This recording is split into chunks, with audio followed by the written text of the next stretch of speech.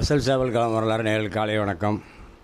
இப்போ என்னத்தை சொல்ல போகிறேன் அப்படின்னா, ஃபோனில் கமெண்டில் கேட்குறாங்க, பாய் சேவலுக்கு சலை சுத்து அப்படின்னு வருது பாய், ஒன்று அப்படியே பல்டிங் அடிக்குது, இல்லைன்னா பின்னாடி அப்படியே கழுத்தை திருப்புது பாய், இது காரணம் என்ன பாய் அப்படின்னு சொல்லி கேட்குறாங்க.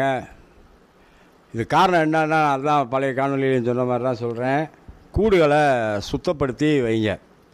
கூடுகளை எந்த அளவுக்கு சுத்தப்படுத்தி வைக்கிறீங்களோ இந்த மாதிரி தலை சுத்தலாம் வராது. புறாக்களுக்கு வருஷக்கணக்கில் கூடுகளை சுத்தப்படுத்தாமல் வைப்பாங்க. அதில் அந்த வெள்ளை குரியமத்தினால் அந்த செல்லு உருவாகி புறா ரெக்கையில் பூரா செல்லு வச்சு அப்படியே காதுக்குள்ளே போயிடும். போச்சுன்னா கழுத்தை அப்படி திருப்போம், இப்படி திருப்போம், இப்படி பார்க்கும், இப்படி திருப்போம், இப்படி திருப்போம், இந்த மாதிரி ஒரு செய்யலாம் புறா செய்யும். இப்போ அதே தான் கோழி சாவலுக்குமே. எந்த அளவுக்கு நம்ம சுத்தத்தை மேற்கொள்கிறோமோ அந்த அளவுக்கு ஆரோக்கியமாக கோழி சாவை வளரும். சுத்தம் இல்லாமல் நீங்கள் கூட போட்டு வச்சுருந்தீங்க அப்படின்னா, வருஷக்கணக்கில் 6 மாதம் 1 வருஷம் கூட்ட எதுவுமே செய்யலை அப்படின்னா, அது மோஷன் வந்து அப்படியே அமிங்கி அதுக்குள்ளே இருந்து செல்லு உற்பத்தி ஆயிருங்க. அது மிச்ச கழிவு தான், கோழி சாவலுக்கு மிச்ச கழிவு தான் அது. அதில் ஏன் அந்த உயிர் சத்து உண்டாகுது? அந்த மிச்ச கழிவில் அந்த உயிர் சத்து சேர்ந்து அதுக்கு செல்லு மாதிரி சின்ன சின்ன அணுக்கள் மாதிரி உருவாகி என்ன பண்ணும், உடம்புல போய் அப்படியே பிடிச்சிக்கிறோங்க. அதுகளுக்கு ரொம்ப சுகமாக இருக்கும். அந்த முடிக்குள்ளே போய் இருக்கிறது அந்த செல்லுகளுக்கு ரொம்ப சுகமாக இருக்கும். மேலே கீழெல்லாம் ஓடும். பசிக்கு சாவ ரத்தத்தை, கோழி ரத்தத்தை குடிச்சிக்கிறோம். இப்படியே வாழ்ந்துக்கிட்டு இருக்கோம்.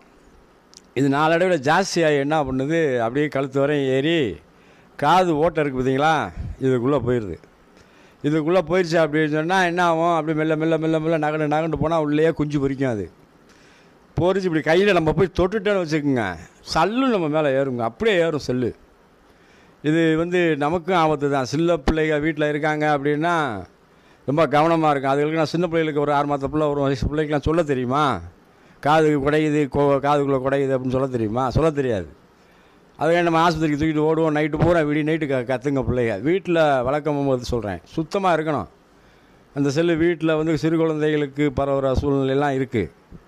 நைட்டு பூரா அழுகுது அப்படின்னா என்ன செய்வோம், முழிச்சுக்கிட்டே உட்காந்துருப்போம். கொண்டு போவோம், ஆஸ்பத்திரிக்கு கொண்டு போவோம். அவர் உப்பு தண்ணி கரைச்சலை ஊற்றுங்கங்குவார், ஊற்றொலிங்குவார். காதில் போனது யாருக்காவது தெரியுமா? தெரியாது. இதுக்கு தான் பூரா கோழி காதுக்குள்ளே போய் காதுக்குள்ளே போயிடுச்சு அப்படின்னா மூளைக்கு ஏறிடும். மூளைக்கு ஏறிடுச்சு அப்படின்னா மண்டை மூளையை குடைய ஆரம்பிச்சிடும் செல்லு. அந்த நரம்பில் போய் கடிக்கும். அது எந்தெந்த பக்கம் கடிக்குதோ அந்தந்த பக்கம் பூரா தலை திரும்பும். எப்படி பின்னாடி கடிக்குது அப்படின்னா டபக்குன்னு தலை வந்து பின்னாடி திரும்பி அப்படியே நம்மளை பார்க்கும். என்னமோ இந்த எக்ஸாசிட்டு படத்தில் பார்க்குற மாதிரி. இந்த மாதிரிலாம் இருக்குது. இந்த இதுக்கு என்ன வாய் செய்கிறது அப்படின்னா, ஐயா சுருக்கமாக சொல்லிடுறேன். புறாக்கு வந்தால் கூட ஒரு சில சொட்டு மருந்து அதெல்லாம் ஊற்றி காப்பாற்றிடலாம், தலை சுத்த நிப்பாட்டிடலாமுங்க.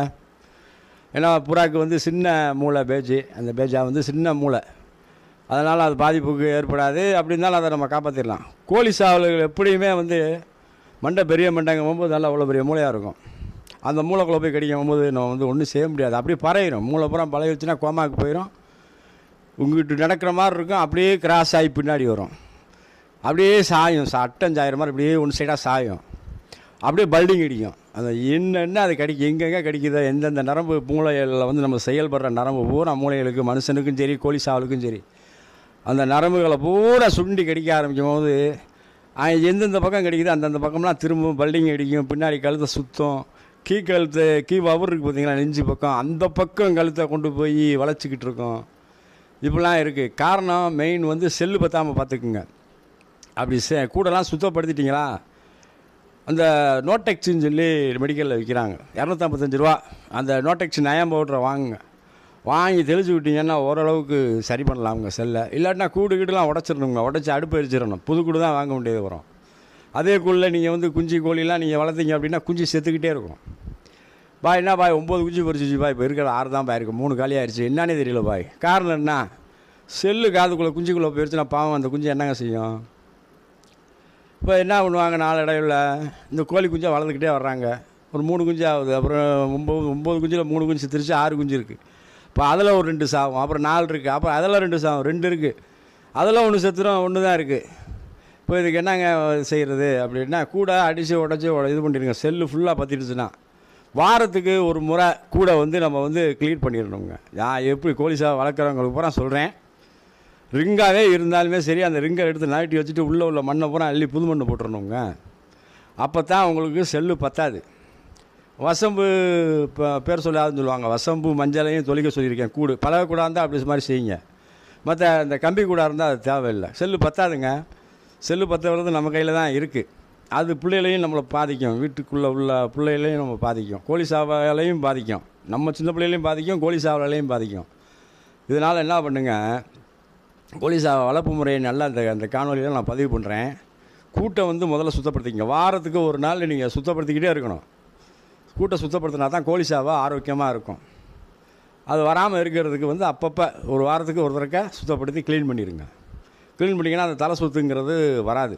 அதெல்லாம் நல்ல சேவை, நல்ல கிளாசிக்காக பந்தயத்தில் பறக்கிற சேவலுக்கு இந்த மாதிரி தலை சுற்று ஏற்படுச்சுன்னா ரொம்ப மனசு அப்படி புளியும், வலிக்கும். அது ஒன்றுமே செய்ய முடியாதுங்க. இதே மாதிரி தான் கால் கருணை வந்து கீழே இறங்கும். கால் கருணை கீழே இறங்குது அப்படின்னு சொன்னாலே அந்த 3 விரலுக்கு நடுவில் வந்து அந்த வீக்கம் கொடுக்கும். இது எதனால் வருது அப்படின்னா, இந்த தாய்கோழி வந்து குப்பை மண்ணை பூரா திங்குதில்ல, அதில் உள்ள கிருமிகள் பூரா காலில் தான் வந்து இறங்கும். எப்படி இந்த சின்ன பிள்ளைகளுக்கு மண்ணை குளித்து திங்கிங்க சின்ன பிள்ளைகளுக்கு, அதெல்லாம் ஒரு குறிப்பிட்ட வயசு பாருங்களேன் காலில் பித்தவடி வரும். காரணம் என்ன, அதோடைய கிருமிகள் அது வந்து அட்டாக்கும். அந்த உடம்புலன்னா காலில் தான் இறங்கும். அதே மாதிரி தான் கோழி சாவல்களுக்கும். இப்போ வந்து இந்த செல்லை பற்றி நான் சொல்லிட்டேன். கூட்டை சுத்தப்படுத்தி வச்சுக்கோங்க. நோட்டெக்ஸை வாங்கி அடிங்க. அதே மாதிரி அடையிலே உட்கார போகும்போது அடையில் உட்காந்துருக்கா அப்படின்னா அந்த வெறுமனையாக உட்காந்துருக்கிற அந்த கணக்குக்கு செல்லு பற்றும். ஒரு சில கோழிகளுக்கு, சாம்பா கோழிகளுக்குலாம் ஓவர் செல்லு பற்றும். இப்போ கருப்பு கோழிக்கு கூட ஓரளவுக்கு தான் செல்லு பற்றும். இந்த சாம்பா கோழிக்கு வந்து ரொம்ப அப்பம். இதில் என்ன பண்ணுவாங்க, கீழே வந்து சாம்பலே போடுவாங்க. மணல் சிலவங்க போடுவாங்க, சிலவங்க சாம்பல் போடுவாங்க, சிலவங்க வைக்க மேலே வைப்பாங்க, கீழே மண்ணை போட்டு தட்டில் வைக்க மேலே வைப்பாங்க. சாம்பல் போட்டால் ஓவராக செல்லு அங்கங்கே நீங்கள் ரெக்கையை அப்படி விரித்து பார்த்தீங்கன்னா பொட்டைக்கோழிக்கு பொட்டு வரிசைக்காக முட்டையிட்ருக்கும். அந்த செல்லு தான். அதுக்கு என்ன பண்ணுங்கள், நோட்டெக்ஸை வாங்கி ஒரு துணியில் கர்ச்சிப் மாதிரி வெள்ளை துணியில் காட்டன் துணியில் கொட்டி நல்லா தலையிலேருந்து கால் கூமரி எல்லாம் அடித்து விட்ருங்க. அது வந்து ஃபஸ்ட்டு செல்லு வராதுங்க. அடக்கி வச்சு ஒரு வாரத்தில் செல்லு அண்டாது. 2 வாரத்துலேயும் கூட வந்து லைட்டாக தான். 3ஆவது வாரம் நெருங்குது பார்த்தீங்களா, குஞ்சு பொறிக்கிற டயத்தில் அப்படியே அப்பும் செல்லு. இப்படி கையை அப்படி வச்சோம்னா சல்லு நம்ம காதுக்கு ஏறும். அப்போ நோட்டெக்ஸை நீங்கள் வாங்கி பயன்பெற்றுங்க. அதில் பூரா வந்து தெளித்து விட்டிங்கன்னா செல்லு பூரா செத்து போயிடும். அந்த கணக்குக்கு தான் இந்த செல்லை ஒழிக்க முடியும். கூடு பழகக்கூடாது இருந்துச்சு அப்படின்னா வசம்பு தண்ணி மஞ்சளையும் கலந்து தொளிச்சு விட்ருங்க. இது செல்லு போக்குறதுக்கு ஒரு நல்ல பதிவு. அதை நல்லா கேட்டு தெரிஞ்சுக்குங்க. வசம்பு மஞ்சளையும் கூடு பழகக்கூடாது இருந்தால் தெளித்து விடுங்க. செல்லு அண்டாது. ஏன் கேட்டிங்கன்னா அந்த வசம்புக்கு வந்து அது வந்து விஷம், செல்லுக்கு வந்து விஷம். பூரா செத்து கீழே விழுந்துருங்க. ரிங்கு கூடாது இருந்தாலும் கூட்டி சுத்தப்படுத்திடுங்க. நம்ம நோட்டெக்ஸை வாங்கி வச்சுக்கோங்க. நோட்டெக்ஸை வாங்கி வச்சுக்கிட்டு சும்மா ரிங்கு கூட்டில் உள்ள சேவை கோழிகளுக்கு எப்படி ஒரு மாதத்துக்கு ஒருக்க நீங்கள் அடிச்சு விட்டிங்கன்னா செல்லே வந்து நம்மளுக்கு அண்டாது. இப்போ ஒரு இடத்துக்கு போகிறோம், கோழி சேவலே வாங்குகிறோம், அந்த கோழியை தூக்கி பார்க்குறோம், அதில் செல்லு இருக்குது அப்படின்னா நம்ம தொட்டுட்டு கீழே இறக்கி விட்டுட்டு வீட்டில் வந்து நம்ம கோழியை தொட்டோம்னா அதில் வந்து செல்லு இதில் ஏறிக்கிறோம். கண்ணுக்கு தெரியாதுங்க. செல்லு அவ்வளோ ஒரு மாயமந்திரமான செல்லு. அந்த செல்லுன்னா நம்ம ஃபோன் பேச செல்லுன்னு நினச்சிக்கிட்டு இருக்காதிங்க. செல்லுங்கிறது கண்ணுக்கே தெரியாதுங்க. அப்படியே யாரோ அப்படியே கையில் கூசி விடுற மாதிரியே இருக்கும். அப்படியே செஞ்சால் அப்படி இருக்கும், அந்த முடியெல்லாம் புல்லரிக்கிற மாதிரி அந்த மாதிரி உடம்புல ஏறும். ஆனால் கண்ணுக்கு தெரியாது. இதுதான் செல்லு. இப்போ கால் வகையில் வந்து என்னன்னா பச்சைக்கால் இருக்குது. கால் வகையை பற்றி சொல்லுங்க பாய். பச்சைக்கால் இருக்குது, மஞ்சக்கால் இருக்குது. மஞ்சக்கால் ஆகாது, பச்சைக்கால் இருக்குது. கருங்கால் இருக்குது, பான்கால் இருக்குது. பான்கால்னால் வெள்ளைக்காலும் இருக்குது, லைட்டு மஞ்சள் கலந்துருக்கும். பான்கால் கிரே, அதாவது என்ன சொல்லுவாங்க, அந்த பாதாம் பருப்பு கலர் இருக்குது தெரியுமா, பாதாம் பருப்பு அதை தோலை உரிச்சு பாருங்களேன், அந்த கலரில் இருக்கும் கால்.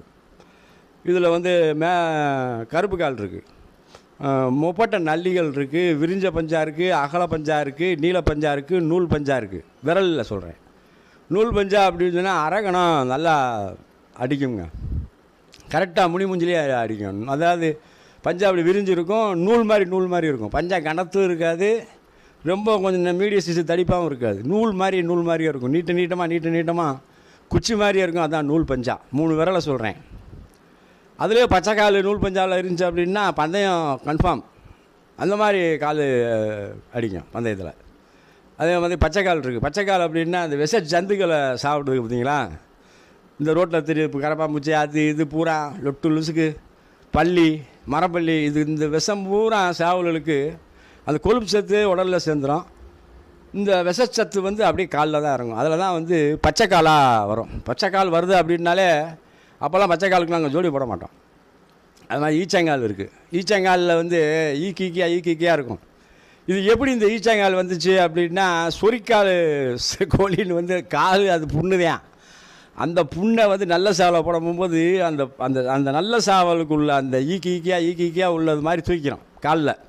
சொரிக்கால் அதுக்கு அந்த பட்டையாக வராது.